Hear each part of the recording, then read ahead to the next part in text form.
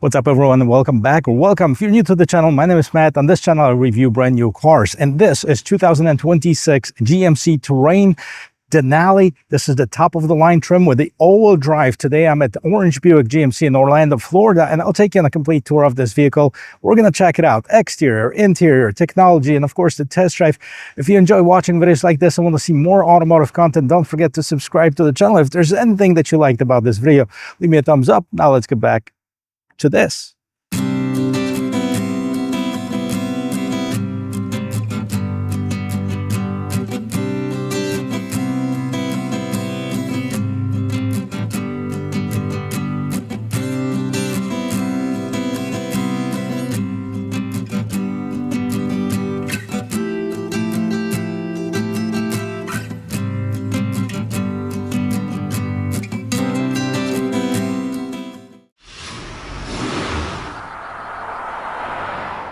Well, this new generation Terrain was actually introduced last year. For 2025 model year, we only had one trim, the Elevation. For 2026, the AT4 and Denali joined the lineup. Now we have the off-road oriented AT4 and the more luxurious Denali. This is the most expensive one. We have the all-wheel drive, we have the Denali trim. Let's take a look and start from the exterior. And overall, I think the GMC's done a fantastic job cloning their bigger SUVs like the Acadia and the Yukon and making it into a smaller package with this new Terrain. Let's take a look and see what we have. First of all, I like this flat hood with a couple indents on both sides for this better aerodynamic look.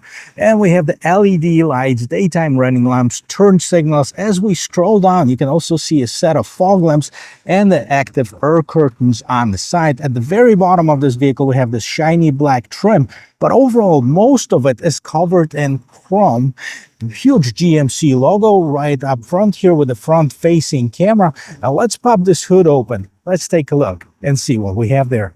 And all Terrains are going to be powered by the same engine, 1.5 liter 4-cylinder turbocharged engine with 175 horsepower. Now the torque depends whether you get a front wheel drive or an all-wheel drive. This all-wheel drive gets 203 pound-feet of torque, and it has an 8-speed automatic transmission. The front wheel drive is going to have a CVT and less torque. We're going to talk about the gas mileage and the performance aspect of, well, driving. Let's see what else we have. We have the ugly prop stick, which shouldn't even be here at this price point, and some sound insulation underneath the hood.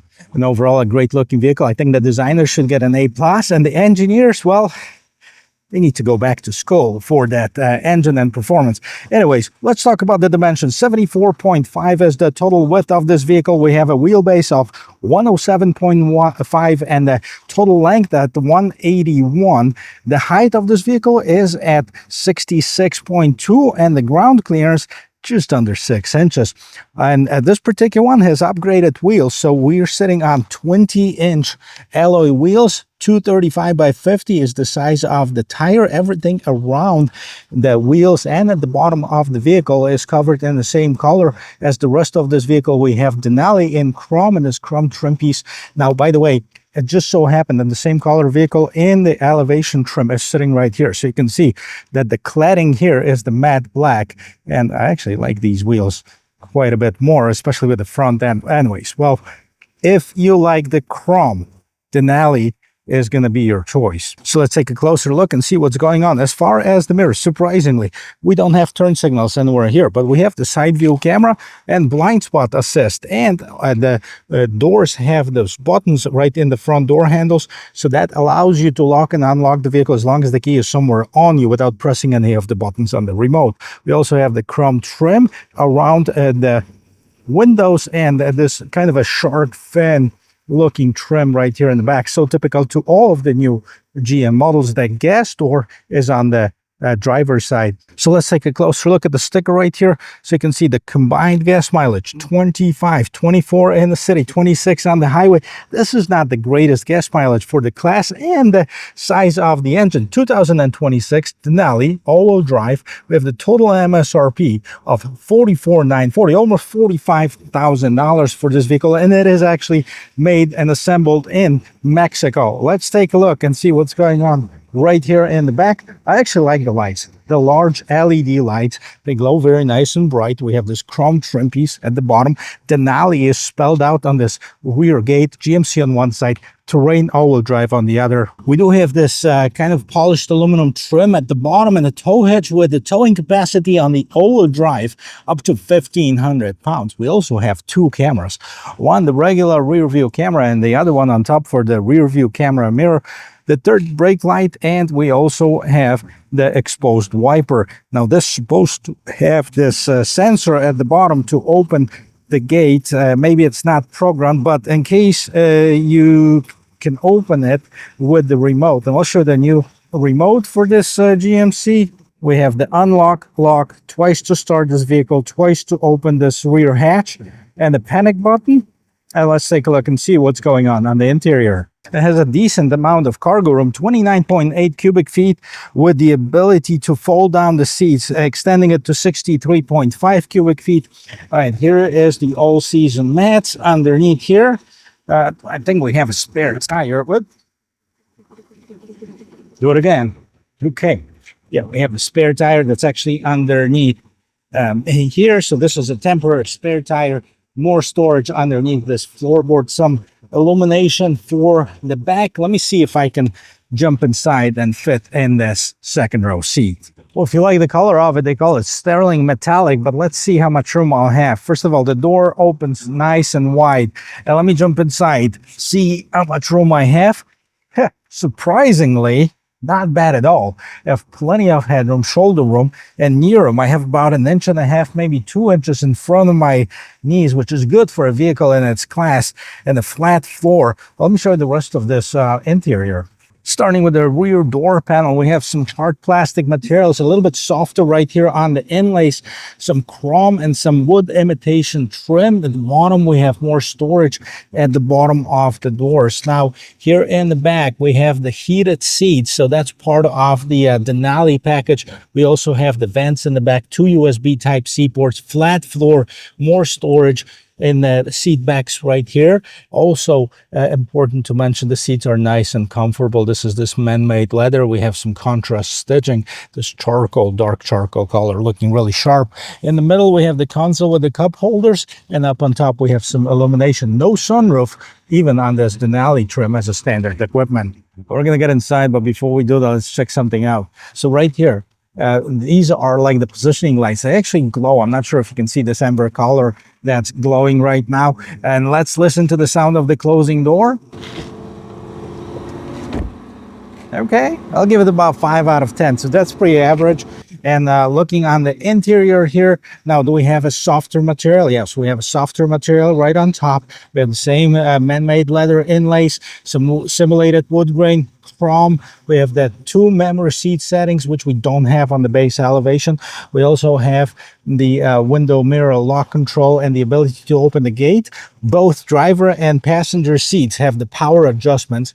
They're a little bit more bolstered than the back ones. We have some tubing in addition to the contrast stitching, and Denali is embroidered in the headrest. Now, on the left-hand side of the steering wheel, we have the parking brake. We also have the modes, the ability to lock it into your all-wheel drive, auto hold for your brake. You can turn on or off that engine start-stop feature, and we have the dimmer. Now, the tilt and telescoping steering wheel, manual controls. Underneath the console, we have a little bit more storage. So if you want to put a small purse or something to hide it from people seeing it. Now let's take a look and see what else is going on. Starting with the sound of the closing door from the inside. That's a little bit better. I also wanted to point out that there is a really loud compressor on the exterior. So definitely a decent sound insulation. I can barely hear it on the interior here. And here's what we have. So decent sized steering wheel, a little bit too thin for my taste, but not bad. We have some stitching on the inside of it. And then on the left-hand side, we have the cruise control on this vehicle. Do we have the adaptive cruise control? Yes, you can adjust the gap on it, and then there's regular cruise control settings. Denali, that's in the middle here, and on the right hand side we have the voice control, the ability to change the screens in the instrument cluster and heated steering wheel as well. And then right here in the back, the regular stocks. For your wipers here, this is your gear shifter. If you want to turn on or off the lights, that's actually right here in this middle console. We'll check that out in just a second. Let's take a look and see what's going on in the instrument cluster. That's pretty much standard what GM is putting in right now. We have the ability to change the view on it, put the navigation in here, and put the cruise control in here, or just the standard one. So 88 degrees outside, time, date, 218 miles to empty. I am in the all-wheel drive. I can take that and put it in the two-wheel drive. As you can see right at the bottom, that changes.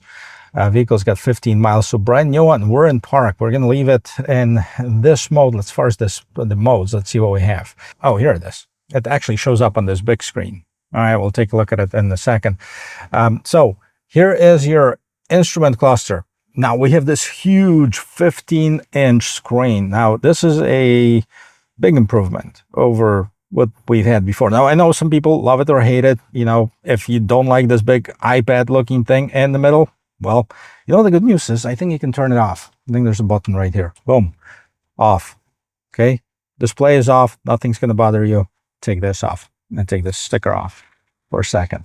Okay. How is it? Still has a lot of glare and reflection from the sun, but we double tap on display to turn it back on. And this is the Google-based infotainment system. So the vehicle status basically shows you, you know, whatever you want to see. Engine, air filter life is at 100%, oil life 99%, battery voltage, you know, etc. You can hit on any of those plus signs and see the brake pad life left. So it's a bunch of sensors here. And then again, the tire pressure on all four wheels. So this is nice too. Maintenance, gauges, that's going to give you the coolant temperature, oil temperature, better voltage, oil pressure. Really nice. Something that's actually useful if you like that kind of stuff. Trip, as far as the gas mileage, you know, 25 is the combined one. Now, this one says 7.5 miles per gallon. You got to understand, it's a brand new car's probably been idling on the truck, and you know, when they were taking it off, so it hasn't been really driven, but the engine was running, hence the mileage is so much less. But 25 is still nothing to write home about. I mean, that should be a lot better than that. Go back to the home screen. We have the My GMC Google Assistant Play Store. We can download your apps if you wanted to. Android Auto, Apple CarPlay, standard wireless camera. Let's take a look at this. Okay.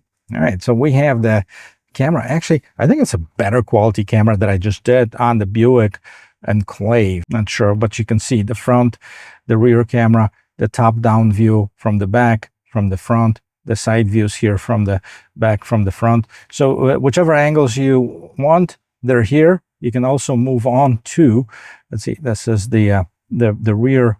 Why can't I see it? I got to put it in reverse, I think. There you go. The active trajectory lines. So it's available here from the front too, so you're going to be able to see whether you're going to hit something or not on the way out of your parking spot. So, okay, that's good. No complaints here. Kind of wish it was a little bit bigger, maybe a better usage of this real estate on this screen. We'll put it in park. Go to the settings of this vehicle. Tons of settings, connection, vehicle, notification, apps, date, time, display, sounds, etc.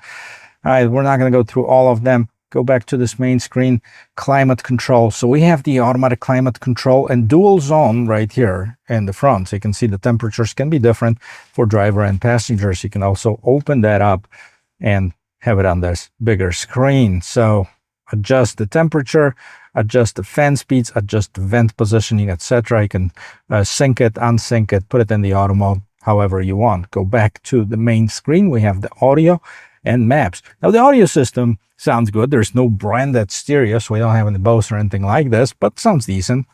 A phone, you can connect that, of course, in different controls that are also available always on top of the screen. So no matter which screen you go, let's say we go to this radio screen, AM, FM, Sirius XM, and I'm going to probably have to turn the volume down, okay, all the way. But you know, this top screen changes, the bottom screen remains the same. So your controls are always up on top. And this, by the way, this is your volume settings here.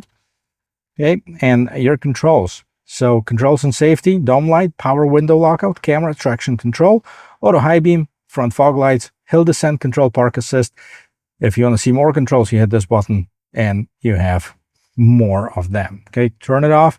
This is also where you turn your lights on. So off, auto, regular, automatic light, and then we're gonna actually leave them in automatic. auto right here. Okay, that's what we need. As far as the drive modes, we have normal, off-road, snow, ice, tow, and haul. It can tow up to 1,500 pounds with the all-wheel drive, as I mentioned before, 800 pounds with the front-wheel drive. So that's one more reason to get an all-wheel drive versus the front-wheel drive. Okay, down here at the bottom, there's a set of buttons, on and off auto, temperature control, fan control. So if you don't want to go through the big screen, you can still do that with the screen, with the main screen off. Right at the bottom, you have the USB Type-C, USB Type-A. This is also where I believe you program the key. The key programming slot is right down here. And we have two cup holders, the wireless charging. Let's see if it's going to pick up my phone in here. Did something. And of course, you have a little bit more storage as far as the console in the middle. Now moving up, I mentioned that it has two rear view camera. One of them, the one at the top, is for this rear view camera mirror. And I think it's a great feature for, to see what's going on in the back, because you can use the regular mirror, but if somebody was sitting in the back, you have a hard time seeing what's going on in the back of the vehicle. You can also adjust it.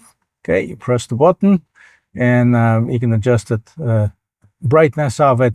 You can zoom it in, zoom it out, however you want to do it. Up on top, you have the OnStar hazard lights, okay, regular lights. So you press the button, and if you keep on holding it, all the lights are going to come on the vehicle, okay? And you can do the same thing. Hold it, all the lights will go off. Sunglasses holder, no sunroof. I have this gray headliner and illuminated mirrors. And this is it. This is the interior of this 2026 GMC Terrain Denali.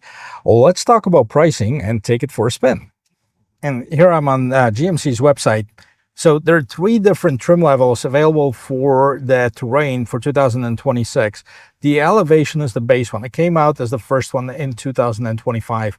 I think it's the best value for the money, because you still have the same sheet metal, the same powertrain. There's no difference between that. And it starts at only $30,100. Of course, once you add the all-wheel drive, you're going to be a little bit more.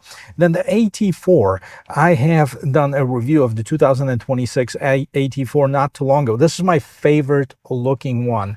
It had that more rugged, more aggressive styling, more aggressive tires on it. It has an increased ground clearance, the red recovery hooks, the whole 9 yards, but it still has the same powertrain, right? And then, of course, the Denali, which is the one that I'm sitting in right now, starting at $41,800, as this one, as you've seen, of $45,000 with the all-wheel drive and a couple options on it. I'll list, by the way, everything that you see on this vehicle in the description of this video. So just scroll down in the description, you'll see what I'm driving. Hey guys, while driving, we're going to talk a little bit about the competition, because this is the compact SUV market. That is a very busy market segment. And the Terrain competes not only with different brands, but also the brands within the GM family, like Chevy Equinox, of course, and Buick Envision. And each of them shares the same platform, the same powertrain. It's just a different flair if you're looking on the exterior. But the competition is fierce, and it doesn't stop there. I mean, this is where we have the Toyota RAV4, the Honda CR-V, Nissan Rogue. We also have the Hyundai Tucson, Kia Sportage, etc. So plenty of competitors to choose from. And we have plenty of vehicles in this segment that have more horsepower, that have different driving dynamics, and they have much better gas mileage, especially if you're looking at the hybrid versions, which I think that's where, GM as a manufacturer is missing the boat, especially on these smaller SUVs. Yes, they went down in the displacement of the engine to the 1.5 liter engine. At one point, the Terrains and the Equinoxes were available with either a 4-cylinder or 6-cylinder engine. Now, I'm not advocating that the 6-cylinder engine is needed in this segment of the vehicle. Now, Toyota hasn't had a 6-cylinder in forever with their RAV4. There was a RAV4 6-cylinder, by the way, for those of you who don't know. Honda never had a 6-cylinder. There was a Rogue 6-cylinder. Not sure if you know that, but I don't think that a 6-cylinder is needed. However, a 2-liter engine would probably be a better fit for a vehicle this size, because it weighs at about 3,700 pounds. And in order to pull it without straining the engine, I think a larger displacement would definitely help. A bigger engine, smaller turbo, something like this, maybe a naturally aspirated. I mean, 175 horsepower, in comparison to many competitors, it's about 25 horsepower shy of where the class is. Now, we're going to check it out, the acceleration of this particular one. I know it has a slightly different suspension than the AT4. It's a little bit more comfortable. The AT4 is more of the rugged suspension of it. So we're definitely going to check that out, as well as the quick acceleration test. But overall, as far as the feel of this vehicle, I actually like it. I like the exterior shape of it. I like the interior. I like the amount of room on the interior. I'm 6 feet tall. There's plenty of room for me, plenty of headroom, shoulder room, great visibility, decent sized mirrors, good electronics. If you like that type of stuff, I mean, yes, they do have some glare when looking at the screens. So yeah, that's maybe something like a little hood over it. I'm not sure what the solution would be, or a different type of, maybe not as shiny material, not as shiny plastic for the screens as they currently have. That might be a solution for it. But overall, it's a quiet ride on the interior. Pretty sure that's going to change if I'm going to push the gas pedal down. And that should, right? Yeah, you can hear it right away. As soon as I hit that accelerator, yeah, it definitely gets a lot louder. Now, I'm not saying that the compact SUVs should be, super fast. However, we need to keep up with the rest of the segment and the rest of the automotive industry, because if you get stuck behind something, or you're gonna be in trouble essentially. But we'll check that out. I'm actually gonna stop right here really quick. I'm gonna do a quick acceleration test. Let's go. It's got some pull, definitely noisy, of 45, 46. Yeah, I mean, I think on paper it's 8.5 seconds 0 to 60, so definitely not fast at all.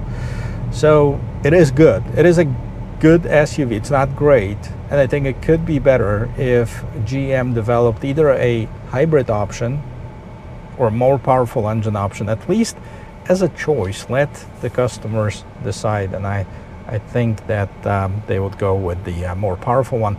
Now, we have more torque on this all-wheel drive. I'm not sure what's the reasoning behind it, and a different transmission. And definitely, I like the shifting of 8-speed automatic transmission better than the CVT, that's for sure. Well, this is it, guys. This is the 2026 GMC Terrain Denali. The top of the line trim. Is it worth $45,000? Would you buy it? Would you go with something else? Well, let me know in the comment section. Let's keep this conversation going. And don't be shy about your comments. Be professional and courteous, but I don't get offended if you say something bad about this vehicle. I don't build them. I don't sell them. I don't get anything for you either buying it or not buying it. I'm doing this video to bring you the new vehicles that are at the dealership so you can see what they are built of. I'll give you the specifications of it, and I'll take it for a short drive. So if I do that and you learn something from this video, then I accomplished my mission. And if you did, by the way, don't forget to hit that like button, subscribe to the channel for more automotive content, and I'll see you in my next video. Cheers.